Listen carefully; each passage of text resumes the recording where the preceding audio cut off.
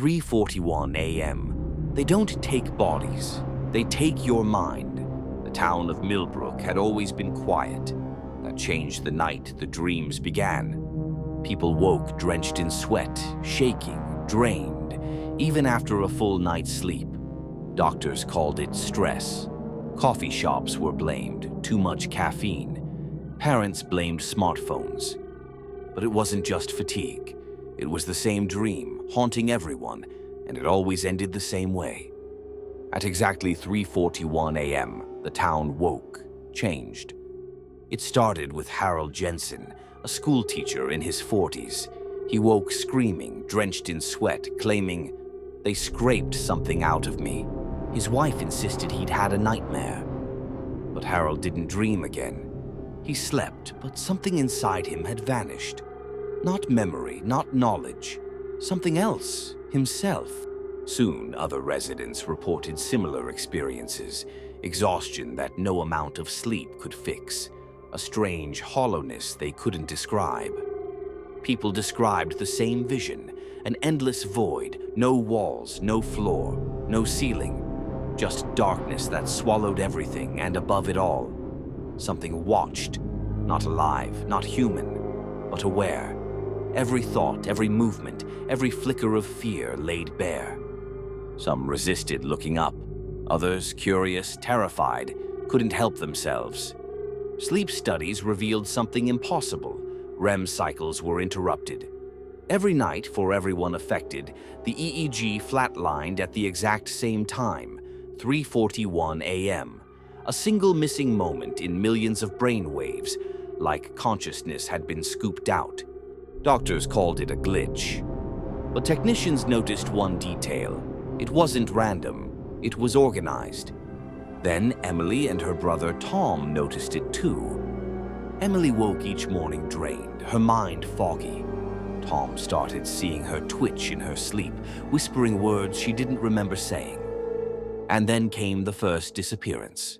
Harold Jensen didn't vanish in the usual sense.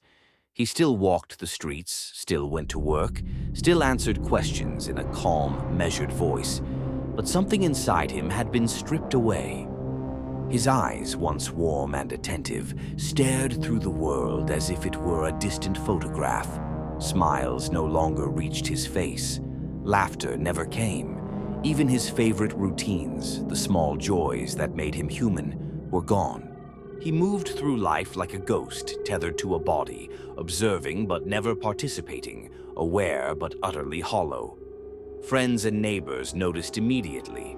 Harold was present yet entirely absent, a shell of the man he once was, and the thought that he might never return to himself sent a ripple of unease through Millbrook that no one could shake.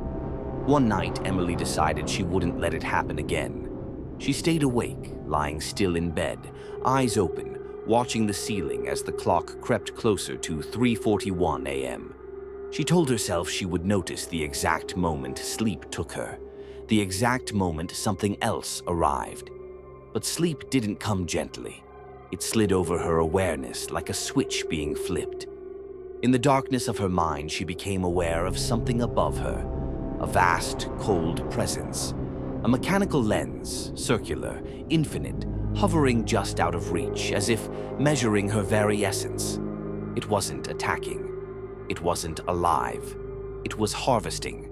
Thoughts peeled away, memories dimmed. Fear itself was extracted, thread by thread. Emily tried to scream, but there was no body to scream with, only awareness being drained. When she jolted awake, the clock read 3:41 a.m. The room was silent, but the sensation lingered. Something was missing, and deep down she knew it hadn't been taken from her body. It had been taken from who she was. The town fell into a quiet, creeping panic. At first, it was subtle. People showing up to work late, eyes rimmed with dark shadows, their movements sluggish, almost robotic. Whispers spread through schools, offices, and grocery stores. "Did you sleep well last night?" The question hung in the air like a trap. Some residents tried to resist the sleep entirely, staying awake for days, drinking endless coffee, pacing their homes. But the moment their eyelids drooped, even for a minute, the same chilling sensation returned. An invisible presence in the room, a pressure at the edge of awareness, and then a hollowness that left them weaker than before. Others tried sleeping in groups, hoping strength in numbers could stave off the unseen visitor. Families gathered in living rooms, friends in motels, anyone willing to cling to human connection. But even then, when the clock ticked toward 3:41 a.m., the atmosphere shifted. Silence descended like a suffocating fog. People froze mid-breath, hearts pounding. And still the presence came, silent, unfeeling, unrelenting. By morning, the effects were undeniable. People walked the streets empty-eyed, moving through routines as if on autopilot. Cashiers rang up groceries without recognizing the customers. Teachers lectured without noticing students.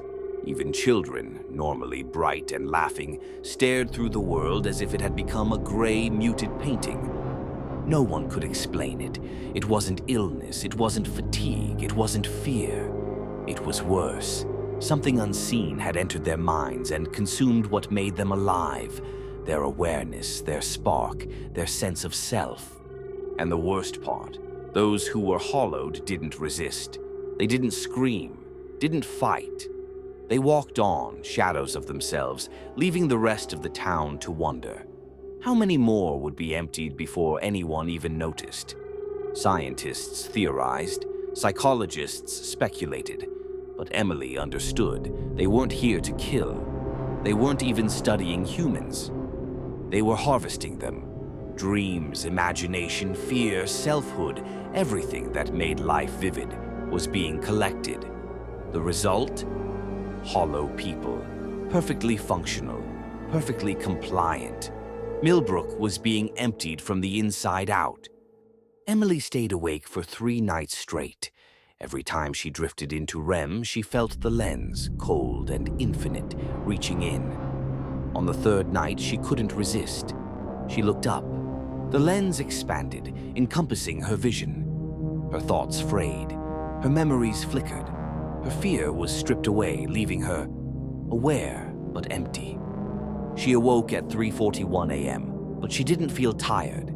She didn't feel anything, and she wasn't alone in her head. Millbrook slept, or thought it did. The lens never left. It simply waited, harvesting dream after dream, soul after soul. Emily wandered the streets the next morning. Faces stared blankly back at her. Neighbors she had known all her life walked past, talking and laughing, but it wasn't them. Not really. Something vital had been taken. Fear, wonder, memory, life itself in a way no one could see. The town was alive but empty. Emily eventually returned home, driven by routine rather than intention. She stood in her bedroom, staring at the familiar walls, trying, failing, to feel something about them. A cold realization settled into what remained of her awareness. She hadn't noticed the time change. She hadn't noticed herself come back. She could no longer dream. No fears formed, no hopes followed. No thoughts truly belonged to her, only the constant sensation of being observed.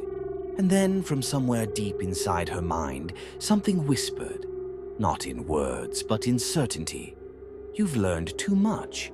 Now you belong to us. Outside, the town was silent.